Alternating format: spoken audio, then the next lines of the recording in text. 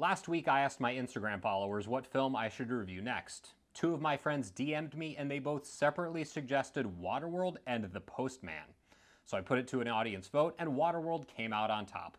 Because I'm a man of my word, here I am to review this dumb garbage movie. But because I was feeling especially generous, I also reviewed The Postman. So go watch that after you watch this. Link in the description.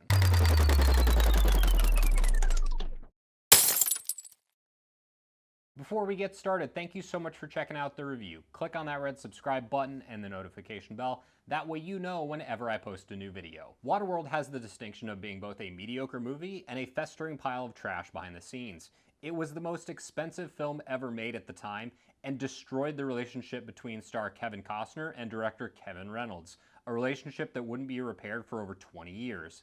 The two Kevins had worked together on Robin Hood, Prince of Thieves, and two other movies that I'd never heard of, but Costner spent the entire time rewriting this script and armchair quarterbacking the whole production. Things got so bad that Reynolds eventually just walked off the job and Costner directed the rest of it. So after flushing over $200 million down the toilet on this thing before home video rescued it from complete oblivion, what's the story with Waterworld? The movie is set on a post-apocalyptic planet Earth where the polar ice caps have melted and flooded the entire planet. According to science, that's physically impossible, but this was 1995, so anything was possible back then. Kevin Costner plays the Mariner. Nope, wrong Mariner, but I appreciate the effort. That Mariner is a human mutant person who can swim very fast and has a fully functioning set of gills behind his ears. The Mariner sails around on his transforming trimaran, that's a type of boat, collects plants, turns his urine into water, and treats women and children like they're pieces of shit. During one of his many encounters with the bad guys, the Mariner is forced to rescue this woman named Helen, who has no backstory, and this little kid named Nora, who has just enough backstory to allow the movie to function on the most basic of levels. Young Nora has a tattoo on her back that's conveniently a map to dry land, which nobody believes exists due to the fact that everything is, water. The bad guys, who are called the Smokers, want to capture the girl so they can use the map to find this mythical place, and the Mariner just wants everyone to leave him the hell alone so he can go back to drinking his pee and swimming. After an action-packed sequence in which the Mariner spends nearly the entire time stuck in a cage, the movie grinds to a complete halt.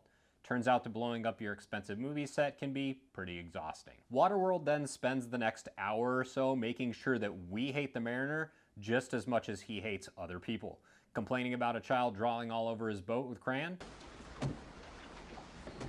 Hey! What are you doing? Check. Throwing the same little girl off the boat and nearly drowning her because she won't shut up? No, hey! What are you doing? Check. Pimping out the woman to some random sea merchant just so he can get some pieces of paper in a bottle?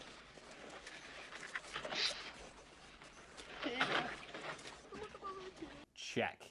In his defense on the last one, he does change his mind and murder the guy with a machete, so Costner is serviceable in this role, even if his transformation into the hero is completely unearned, and I couldn't have possibly cared any less what happened to the Mariner. Yes, despite spending approximately 85% of the movie being a total jackass, the Costner Fishman ends up being the good guy just in time for the finale and saves the day. Everything about this transition is awkward and clunky. Movies aren't traditionally filmed in chronological order, but it's almost like you can see Costner standing behind the camera next to Reynolds saying, "Make me cooler, I want to be the hero, bro," until the director just throws up his hands, hops on a jet ski, and dips out of there. Wait, that's exactly what happened. There's a sequence where the little girl is monologuing to the bad guy about how the Mariner is strong and fast and he's coming to rescue me.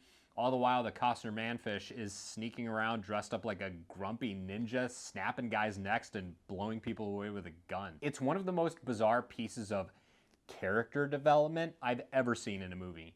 If there's a documentary about this somewhere on the internet, please let me know down in the comments. I have to see it. Jean Triplehorn, who likely has been named after a dinosaur, is Helen, the incredibly annoying woman that the Mariner is forced to rescue in the beginning.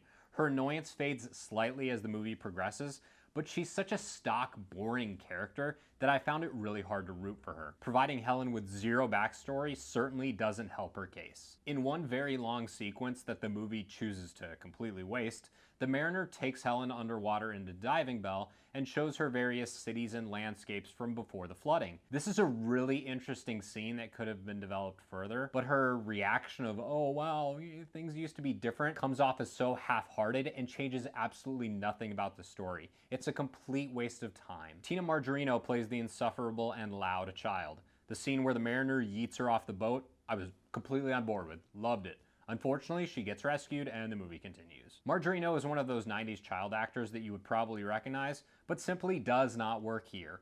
I don't think it's her fault. I think it's the fault of the script and the filmmakers. Now that I've spent the last few minutes taking a hot dump all over this movie, there are 3 things about Waterworld that I can actually muster the strength to voice my appreciation for. First up, veteran actor Dennis Hopper is Deacon, the big bad guy in charge of the smokers. Between 1993 and 1995, Dennis Hopper made the decision to star in 2 good movies and 2 bad movies. 1993, Super Mario Brothers. Oof, bad movie. Actually one of the worst movies of all time. I should probably review it. 1993 again, True Romance. Good movie. Great movie. Gary Oldman, great movie. 1994, Speed. Good movie. Great movie. Fantastic action movie. 1995, Waterworld. Bad movie. So yeah, I'm saying that Waterworld's a bad movie. But Dennis Hopper isn't a part of the problem. He chews the scenery, spouts silly one-liners, and is by far the most entertaining piece of every scene he appears in. I don't know how much of this role was scripted, but he does appear to be ad-libbing a good chunk of it, but I have no way to confirm that. The film's score by James Newton Howard is also one of Waterworld's strongest points. It's upbeat and moving, despite being in a film that's anything but. The last positive element is the world building. The filmmakers clearly put mountains of effort into this aspect, and it does work extremely well. From the smokers' costumes and makeup to the massive sprawling sets, the flooded planet is surprisingly believable, and this feels very much like a living, breathing environment. Waterworld has some things that work, but they're mostly overshadowed by a ton of things that really don't. No amount of money can cover up for a poor script, really unlikable characters, a schizophrenic pace, and a tone that's all over the map. Thank you so much for checking out the review. If you enjoyed it, make sure to click on that red subscribe button. You can also like and share the video since that tells YouTube that my channel is worth watching. Make sure to check out my review of The Postman and sound off in the comments below. Tell me I'm wrong about Waterworld, and I'll see you next Wednesday at 9 a.m.